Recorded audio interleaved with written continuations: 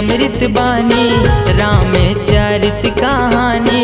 तुलसी तोरे अमृत बानी, राम चरित कहानी।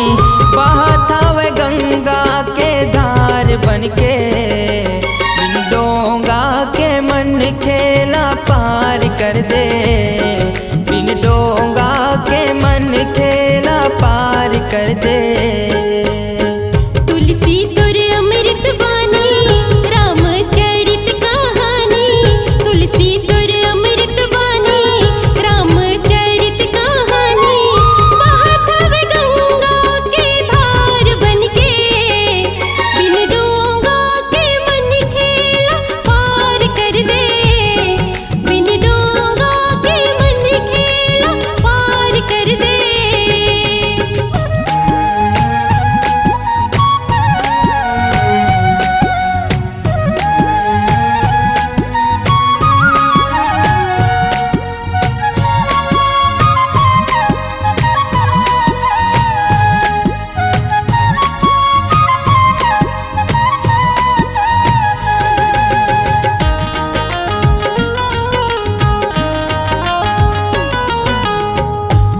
युग के नैया बन गे, शीतल जूड़ छैया बन गे।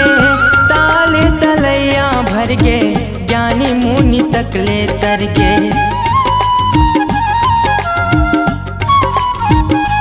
ओ कलि युग के नैया बन गे, शीतल जूड़ छैया बन गे। ताल तलैया भर गे, ज्ञानी मुनि तकले तर गे। तुलसी तोर माता रानी, पबरित है बड़ बरदानी। तुलसी तोर माता रानी, पबरित है बड़ बरदानी। कहा था वह चंदा के चार बनके, बिन डोंगा के मन खेला पार कर दे। बिन डोंगा के मन खेला पार कर दे।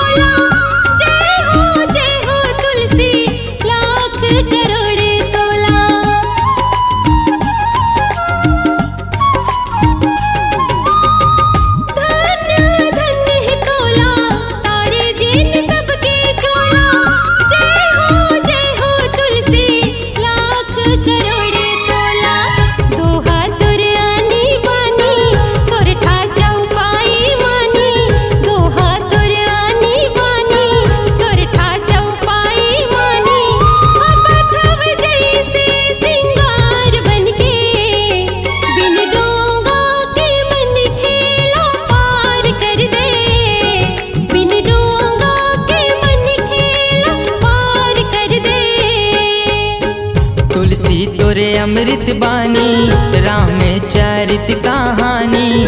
तुलसी तोरे अमृत बानी, राम चरित कहानी।